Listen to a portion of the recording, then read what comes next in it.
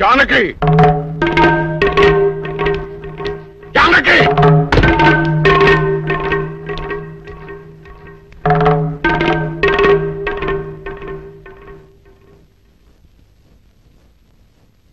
ఇప్పుడు నీ కళ్ళు చల్లబడ్డాయా? నీకు తృప్తిగా ఉందా?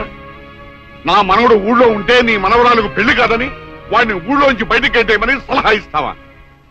ఆనాడు నా తల్లిదండ్రుల్ని చంపుకోలేక నా ప్రేమను చంపుకొని నిన్ను పెళ్లి చేసుకోలేదు.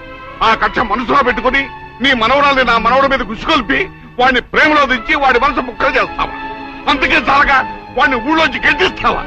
వీరుడు నోరు పోయి. నా పేరు వీరయ్య దొర.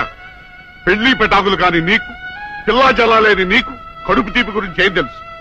నా మనవడు ఇప్పుడు ఎక్కడున్నాడో ఏమయ్యాడో తెలియటం లేదు. 4 రోజుల లోపల వాడు ఊళ్ళో కనుక రాకపోతే నేను రాక్షసుడు అయిపోతాను.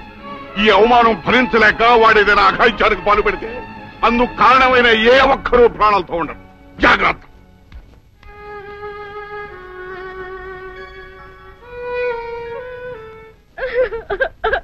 అక్క ఏంటే ఏమైందే? సీనుబాబుని ఊళ్ళో నుంచి ఎల్లగొట్టారక్క. ఆ విషయము నేను విన్నాను. అంత మాత్రం దానికి ఏడుస్తూ కూకోవాలంటే ఎరిమోహమా? సీనుబాబు 4 రోజులు ఊర్లో లేకపోవడం మనకే మంచిది. ఊర్లో ఉన్నాడనుకో లటుక్కున ఏదో ఒక రోజు జానకమ్మ మనవరాలి మెళ్ళో తాళి కట్టినా కట్టేస్తాడు. ఇప్పుడు అసలు భయమే లేదు. ఒకవేళ 4 రోజుల తర్వాత తిరిగి రాకపోతే ఉలిపై పొట్టేం కాదు. రాకెక్కడికి పోతాడు? నువ్వు ఏడుతూ కూకోమాక. మంది ఇప్పుడు దొరల వంశం.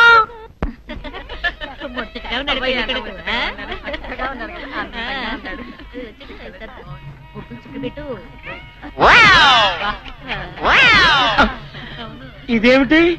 ముక్క మీద నల్ల చుక్క కదా పెట్టాలి, తెల్ల చుక్క పెట్టారేమిటి? నల్ల బొట్టు పెడితే నీ రంగులో రంగు కలిసిపోద్ది. నువ్వు పొగ్గు కొండవు కదా, అందుకే నేనే తెల్ల చుక్క పెట్టమన్నా. అందరికి కాఫీ టిఫిన్ అవి అన్నీ లేదు చూడు. అదేమిట్రా కళ్యాణ మండపం ఇంకా రెడీ కాలేదు? ఇటీ తీసుకోండి.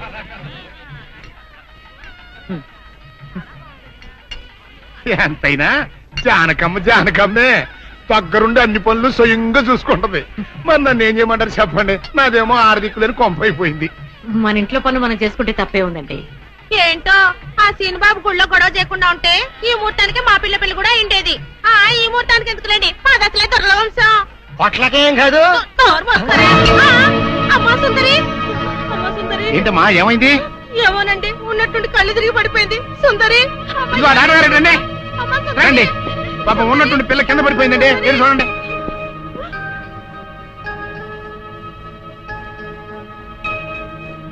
మీరేం కంగారు పడాల్సిన అవసరం లేదమ్మా. అమ్మాయి నెల తప్పింది. నెల తప్పడం ఏమిటండి? మీరేదో పొరపాటు పడి ఉంటారు. సరిగా చూడండి. పొరపాటు ఏం లేదమ్మా. అమ్మాయి గర్భవతి, 3వ నెల. అదెట్ట కుదురుతుంది డాక్టర్ గారు? ఆ సీనుగాడు పాప ఈ పిల్లని బలత్కారం చేసి 4 రోజులు కూడా కాలేదు, అప్పుడే 3వ నెల అట్ట వస్తే అది డాక్టర్ గారిని అడగాల్సిన ప్రశ్న కాదండి, అమ్మాయిని అడగాల్సిన ప్రశ్న. ఏమే సుకుమారి, ఏంటిదంతా? నాకేం తెలీదు. తెలీదు. మీరెవరు నాకు కందులు పెట్టినంటే నేను మీకు రహస్యం చెప్తా. సుందరి కడుపులో ఉన్న బిడ్డకు తండ్రి నేనే. ఏంటా నువ్వు చెప్పేది? ఆపండి, ఇదంతా అబద్ధం. వీడు చెప్పేదంతా పచ్చి అబద్ధం. నాకెవరితోనూ సంబంధం లేదు. నేను కన్న పిల్లనే. ఊరుకోవే.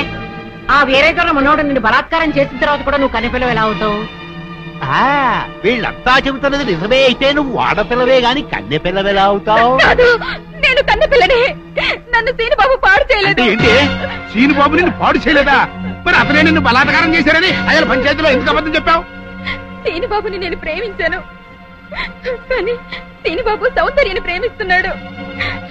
సీనుబాబు నాకు కాకుండా పోయాడు అనుకున్న బాధతో నేను చచ్చిపోబోతే, సీనుబాబు నీకు దక్కాలంటే నేను చెప్పినట్టు నాటకం ఆడమంది మా అక్క. అంతేగాని నేను చెడిపోయిన దాన్ని కాదు. సీనుబాబు నన్ను పాడు చేయలేదు. అసలు నేనే తప్పు చేయలేదు. అబద్ధం. దాని మాట లేదు, నమ్మకండి. కళ్ళు తిరిగి పడిపోవడంతో ఏదేదో మాట్లాడుతుంది. కప్పనవరు దాని అమాయకురాలు చేసి నువ్వు ఇంత నాటకం ఆడతావా? ఆ వీరయ్య ద్వారా మనవుడు తప్పు చేశాడంటే నేను నమ్ముతాను అనుకున్నావుటే? నువ్వు ఆడిన నాటకం నలుగురికి తెలియడం కోసమే నేను ఇలా నమ్మినట్టు నటించాను. ఏమిటే కూసావు? నీది దొరల వంశమా? ఏది మళ్ళీ ఇంకోసారి కూతకోయి నీ పళ్ళు రాలకొడతాను. జాగ్రత్త. వాసిని అమ్మ కడుపు మారా. నువ్వు చెప్పిన మాటలన్నీ నిజమని నమ్మి బంగారు లాంటి కుర్రోణ్ణి అనరాని మాటలన్నీ అన్నాను కదంటే, మచ్చలేని నా పంచాయతీ ప్రెసిడెంట్ పోస్టులో తప్పుడు తీర్మానం చేశాను కదంటే. అయితే ఇప్పుడు అందరి ముందు సరైన తీర్మానం చెబుతున్నాను. ఏరయ్య ద్వారా మనవడు నిర్దోషి అని తేలిపోయింది కాబట్టి ఈ సప్పిడి సుకుమారి చెల్లెల్ని ఆ బాబు పెళ్లి చేసుకోవాల్సిన అవసరం లేదు. అంతేకాదు ఈ సప్పిడి సుకుమారి తను చేసిన తప్పుకి ఈ గ్రామ పంచాయతీకి 10,000 రూపాయల జరిమానా కట్టాల్సిందే.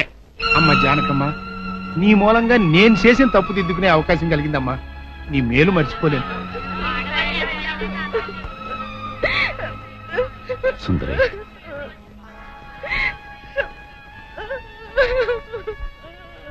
నిజమేంటో అందరికీ తెలిసిపోయింది. ఇంకా ఎందుకు బాధపడతావు? ఊరుకో. సౌందర్య, నేను విన్నదంతా నిజమేనా? అవునమ్మా, అది చెబుదామని వచ్చాను. పిచ్చి తల్లి, సీను నా కళ్ళ ముందు పుట్టి పెరిగిన బిడ్డమ్మా. అతను ఎలాంటి వాడో నాకు బాగా తెలుసు. అందుకే నువ్వు సీనుని ప్రేమిస్తున్నావంటే నేనెంతో సంతోషించాను, ప్రోత్సహించాను కూడా. సీను నిర్దోషిని రుజువయ్యే వరకు అతని ఊళ్ళో ఉండకూడదు. ఉంటే సుందరికి సీనుకి పెళ్లి జరిగిపోతుంది. అలా జరగకుండా ఉండాలని సీను నీ ఊరి నుంచి బహిష్కరించేలా చేశాను. పాపిష్టిదాన్ని, నా సీనుని ఎంతో బాధ పెట్టాను. ఇప్పుడు ఎక్కడున్నాడో, ఏమైపోయాడో ఎలాగైనా వెతికి పట్టుకుంటాను. ఎక్కడని వెతుకుతావు? అవును, ఎక్కడని వెతుకుతాను? పిచ్చి పిల్ల, నువ్వెక్కడా వెతకనవసరం లేదు. నేనే సీనుని రప్పించాను. నిజంగానే నానత్త?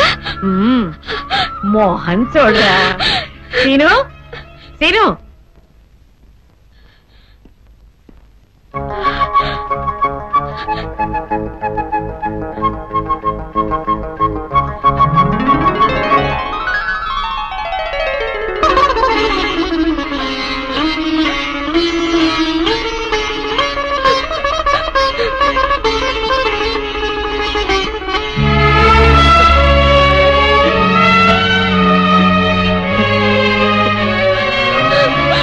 సుందర్య,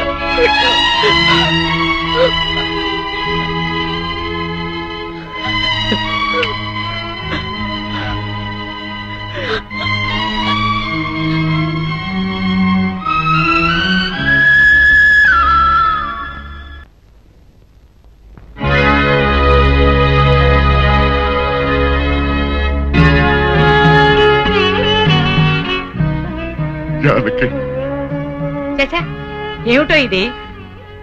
ఊరంతా వెలివేసిన నా మనవణ్ణి నువ్వు ఒక్కదానివి వెనకేసుకొచ్చావని తెలియక నేను నానా మాట్లాడాను, నన్ను క్షమించు అంటావు, అంతే కదా?